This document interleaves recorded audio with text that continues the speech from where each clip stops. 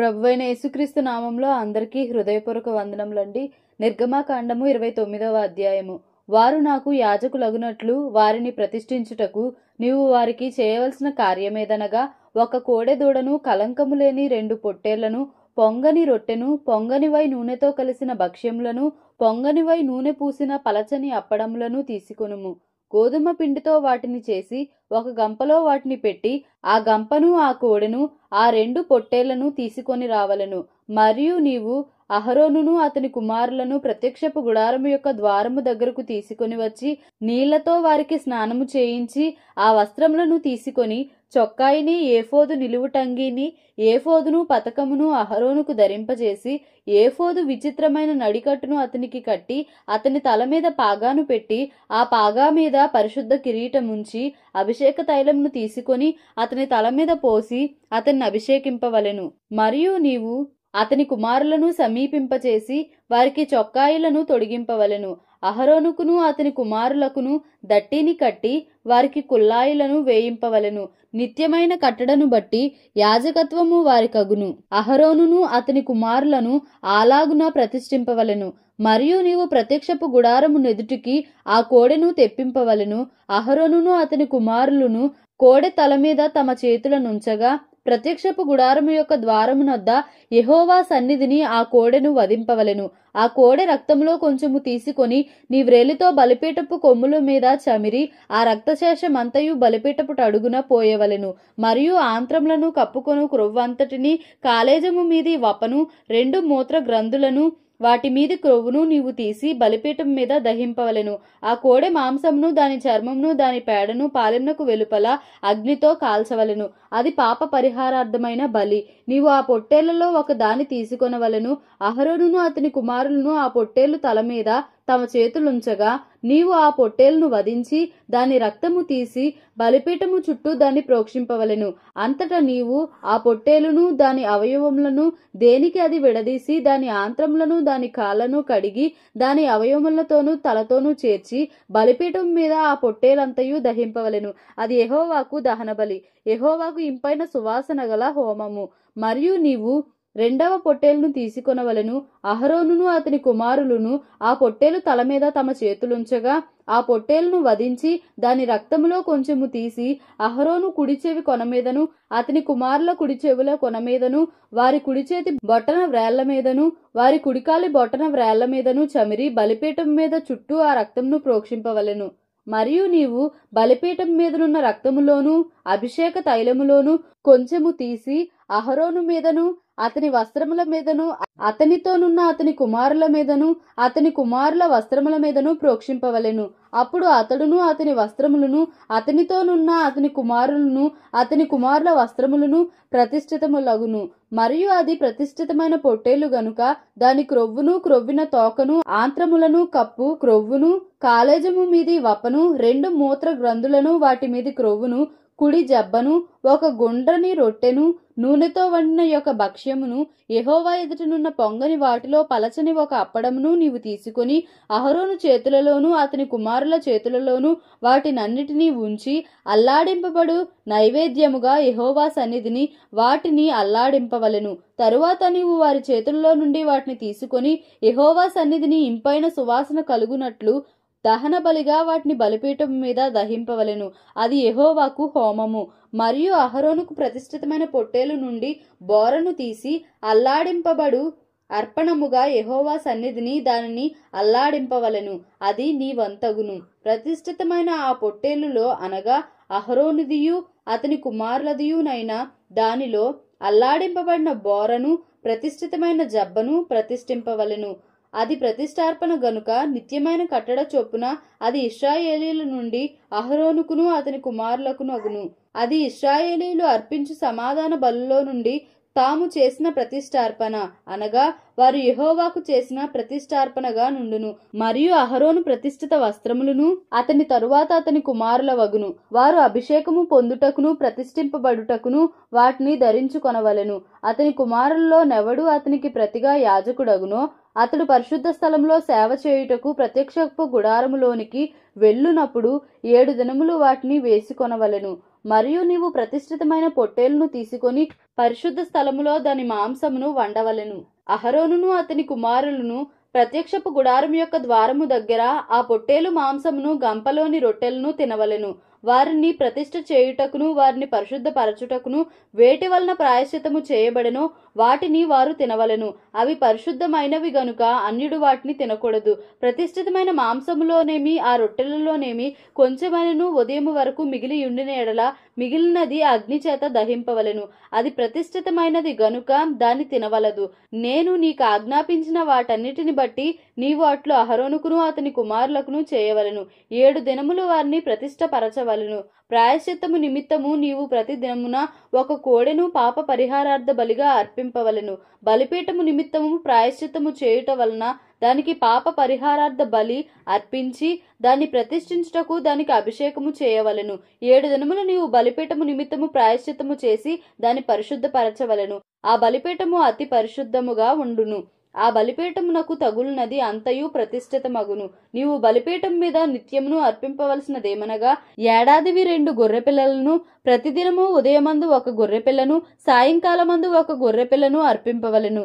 దంచి తీసిన 30 నూనెతో కలిపిన 10వ వంతు పిండిని పానీయార్పణముగా 30 ద్రాక్షారసమును మొదటి గొర్రెపిల్లతో అర్పింపవలెను. సాయంకాలమందు 2వ గొర్రెపిల్లను అర్పింపవలెను. అది యెహోవాకు ఇంపైన సువాసన గల హోమమగునట్లు ఉదయకాలమందలే అర్పణమును దాని పానీయార్పణమును అర్పించినట్టు దీనిని అర్పింపవలెను. ఇది యెహోవా సన్నిధిని సాక్ష్యపు గుడారము యొక్క ద్వారమునొద్ద మీ తరతరములకు నిత్యముగా అర్పించు దహనబలి. నీతో మాట్లాడుటకు నేను అక్కడికి వచ్చి మిమ్మును కలిసి కొందును. అక్కడికి వచ్చి ఇశ్రాయేలీయులను కలిసి కొందును. అది నా మహిమ వలన పరిశుద్ధపరచబడును. నేను సాక్ష్యపు గుడారమును బలిపీఠమును పరిశుద్ధపరచెదను. నాకు యాజకులగునట్లు అహరోనును అతని కుమారులను పరిశుద్ధపరచెదను. నేను ఇశ్రాయేలీల మధ్య నివసించి వారికి దేవుడనై యుందును. కావున నేను వారి మధ్య నివసించున్నట్లు ఐగుప్తు దేశములో నుండి వారిని వెలుపలికి రప్పించిన తమ దేవుడైన యెహోవాను నేనే అని వారు తెలిసికొందురు. నేను వారి దేవుడనైన యెహోవాను. నిర్గమాకాండము 30వ అధ్యాయము. మరియు ధూపము వేయుటకు నీవు ఒక వేదికను చేయవలెను. తుమ్మకర్రతో దాన్ని చేయవలెను. దాని పొడుగు 1 మూర, దాని వెడల్పు 1 మూర. అది చచ్చౌకముగా నుండవలెను. దాని ఎత్తు 2 మూరలు, దాని కొమ్ములు దానితో ఏకాండమై ఉండవలెను. దాని పై భాగమునకును దాని 4 ప్రక్కలకును దాని కొమ్ములకును మేలిమి బంగారు రేకులు పొదిగించి దానికి చుట్టూ బంగారు జవను చేయవలెను. దాని జవకు దిగువను దానికి 2 బంగారు ఉంగరములు చేయవలెను. దాని 2 ప్రక్కల యందలి దాని 2 మూలల మీద వాటిని ఉంచవలెను. అవి దాని మోయు మోతకర్రలకు స్థలములు. ఆ మోతకర్రలను తుమ్మకర్రతో చేసి వాటికి బంగారు రేకు పొదిగింపవలెను. సాక్ష్యపు మందసమునొద్ద నుండి అడ్డతెర ఎదుట అనగా శాసనముల మీది కరుణాపీఠమునెదుట నీవు దానిని ఉంచవలెను. అక్కడ నేను నిన్ను కలుసుకొందును. అహరోను ప్రతిదినము ప్రొద్దున దాని మీద పరిమళ ద్రవ్యముల ధూపము వేయవలెను. అతడు ప్రదీపములను చక్కపరచునప్పుడు దాని మీద ఆ ధూపము వేయవలెను. మరియు సాయంకాలమందు అహరోను ప్రదీపములను వెలిగించునప్పుడు దాని మీద ధూపము వేయవలెను. అది మీ తరతరములకు యెహోవా సన్నిధిని నిత్యమైన ధూపము. మీరు దాని మీద అన్య ధూపమునైనను దహనబలి సంబంధమైన ద్రవ్యమునైనను నైవేద్యమునైనను అర్పింపకూడదు. పానీయమునైనను దాని మీద పోయకూడదు. మరియు అహరోను సంవత్సరమునకొకసారి ప్రాయశ్చిత్తార్థమైన పాప పరిహారార్థ బలి రక్తము వలన దాని కొమ్ముల నిమిత్తము ప్రాయశ్చిత్తము చేయవలెను. మీ తరతరములకు సంవత్సరమునకు ఒకసారి అతడు దాని నిమిత్తము ప్రాయశ్చిత్తము చేయవలెను. అది యెహోవాకు అతి పరిశుద్ధమైనది. మరియు యెహోవా మోషేతో ఇట్లనెను, నీవు ఇశ్రాయేలీయులను లెక్కింపవలెను. వారు లెక్కింపబడు వేళకు ప్రతివాడు యెహోవాకు తన ప్రాణ పరిక్రయ ధనము ఇచ్చుకొనవలెను. అలాగు చేసిన ఎడల నీవు వారిని లెక్కించునప్పుడు వారిలో ఏ తెగులును పుట్టదు. వారు ఇయ్యవలసినది ఏమనగా లెక్కింపబడిన వారిలో చేరు ప్రతివాడును పరిశుద్ధ స్థలము యొక్క తులమును బట్టి 1/2 తులము ఇయ్యవలెను. ఆ తులము 20 చిన్నములు. ఆ 1/2 తులము యెహోవాకు ప్రతిష్టార్పణ. 20 సంవత్సరములు గాని అంతకంటే ఎక్కువ వయస్సు గాని గలవారై లెక్కింపబడిన వారిలో చేరు ప్రతివాడును యెహోవాకు అర్పణనియ్యవలెను. అది మీ ప్రాణములకు పరిక్రయ ధనముగా నుండునట్లు యెహోవాకు అర్పణ ఇచ్చినప్పుడు ధనవంతుడు అది అరతులము కంటే ఎక్కువ ఇయ్యకూడదు, బీదవాడు తక్కువ ఇయ్యకూడదు. అది మీ ప్రాణములకు పరిక్రయ ధనముగా నుండునట్లు యెహోవాకు అర్పణ ఇచ్చినప్పుడు ధనవంతుడు అరతులము కంటే ఎక్కువ ఇయ్యకూడదు, బీదవాడు తక్కువ ఇయ్యకూడదు. నీవు ఇశ్రాయేలీయుల యొద్ద నుండి ప్రాయశ్చిత్తార్థమైన వెండి తీసుకొని ప్రత్యక్షపు గుడారము యొక్క సేవ నిమిత్తము దాన్ని నియమింపవలెను. మీకు ప్రాయశ్చిత్తము కలుగునట్లు అది యెహోవా సన్నిధిని ఇశ్రాయేలీయులకు జ్ఞాపకార్థముగా నుండును. మరియు యెహోవా మోషేతో ఇట్లనెను, కడుగు కొనుటకు నీవు ఇత్తడితో దానికొక గంగాళమును ఇత్తడి పీటను చేసి ప్రత్యక్షపు గుడారమునకు బలిపీఠమునకు నడుమ దానిని ఉంచి నీళ్లతో నింపవలెను. ఆ నీళ్లతో అహరోనును అతని కుమారులను తమ చేతులను కాళ్లను కడుగు కొనవలెను. వారు ప్రత్యక్షపు గుడారంలోనికి వెళ్ళునప్పుడును సేవ చేసి యెహోవాకు హోమధూపము నర్పించుటకు బలిపీఠమునొద్దకు వచ్చినప్పుడును తాము చావకయుండునట్లు నీళ్లతో కడుగు కొనవలెను. తాము చావకయుండునట్లు తమ చేతులను కాళ్లను కడుగు కొనవలెను. అది వారికి అనగా అతనికిని అతని సంతతికిని వారి తరతరములకు నిత్యమైన కట్టడగా నుండును. మరియు యెహోవా మోషేతో ఇట్లనెను, నీవు ముఖ్యమైన సుగంధ సంభారములలో పరిశుద్ధ స్థల సంబంధమైన తులము చొప్పున అచ్చమైన గోపరసము 500 తులములను, సుగంధము గల లవంగి పట్ట సగము అనగా 250 తులముల ఎత్తును, నిమ్మగడ్డి నూనె 250 తులముల ఎత్తును, లవంగి పట్ట 500 తులములను, ఒలివ నూనె సంభారమును 3 పళ్ళును తీసుకొని వాటిని ప్రతిష్టాభిషేక తైలము అనగా సుగంధ ద్రవ్య మేలకుని పని అయిన పరిమళ సంభారముగా చేయవలెను. అది ప్రతిష్టాభిషేక తైలమగును. ఆ తైలముతో నీవు సాక్ష్యపు గుడారమును, సాక్ష్యపు మందసమును, బల్లను దాని ఉపకరణములన్నిటినీ, దీపవృక్షమును దాని ఉపకరణములను, ధూపవేదికను, దహన బలిపీఠమును దాని ఉపకరణములన్నిటినీ, గంగాళమును దాని పీటను అభిషేకించి అవి అతి పరిశుద్ధమైనవిగా ఉండునట్లు వాటిని ప్రతిష్ఠింపవలెను. వాటిని తగులు ప్రతి వస్తువు ప్రతిష్ఠితమగును. మరియు అహరోనును అతని కుమారులను నాకు యాజకులై ఉండునట్లు నీవు వారిని అభిషేకించి ప్రతిష్ఠింపవలెను. మరియు నీవు ఇశ్రాయేలీయులతో, ఇది మీ తరతరములకు నాకు ప్రతిష్టాభిషేక తైలమై ఉండవలెను. దానిని నర శరీరము మీద పోయకూడదు. దాని మేళనము చొప్పున దాని వంటి దేనినైనను చేయకూడదు. అది ప్రతిష్ఠితమైనది. అది మీకు ప్రతిష్ఠితమైనదిగా నుండవలెను. దాని వంటిది కలుపువాడును అన్యుని మీద దానిని పోయువాడును తన ప్రజలలో నుండి కొట్టివేయబడవలనని చెప్పుము. మరియు యెహోవా మోషేతో ఇట్లనెను, నీవు పరిమళ ద్రవ్యములను అనగా జటామాంసి, గోపి చందనము, గంధపు చెక్క అను ఈ పరిమళ ద్రవ్యములను స్వచ్ఛమైన సాంబ్రాణిని సమభాగములుగా తీసుకొని వాటితో ధూపద్రవ్యమును చేయవలెను. అది సుగంధ ద్రవ్య మేళకుని పని చొప్పున కలపబడి ఉప్పుగలదియు స్వచ్ఛమైనదియు పరిశుద్ధమైనదియునైన సుగంధ ధూప సంభారము. దానిలో కొంచెము పొడి చేసి నేను నిన్ను కలిసికొను ప్రత్యక్షపు గుడారములోని సాక్ష్యపు మందసము నెదుట దాని నుంచవలెను. అది మీకు అతి పరిశుద్ధముగా ఉండవలెను. నీవు చేయవలసిన ఆ ధూప ద్రవ్యమును దాని మేళనము చొప్పున మీ నిమిత్తము మీరు చేసి కొనకూడదు. అది యెహోవాకు ప్రతిష్ఠితమైనదిగా ఎంచవలెను. దాని వాసన చూచుటకు దాని వంటిది చేయువాడు తన ప్రజల్లో నుండి కొట్టివేయబడెను. నిర్గమకాండము 31వ అధ్యాయము. మరియు యెహోవా మోషేతో ఇట్లనెను, చూడుము, నేను యూదా గోత్రంలో హూరు మనుమడును ఊరు కుమారుడునైన బెసలేలు అను పేరుగల వానిని పిలిచితిని.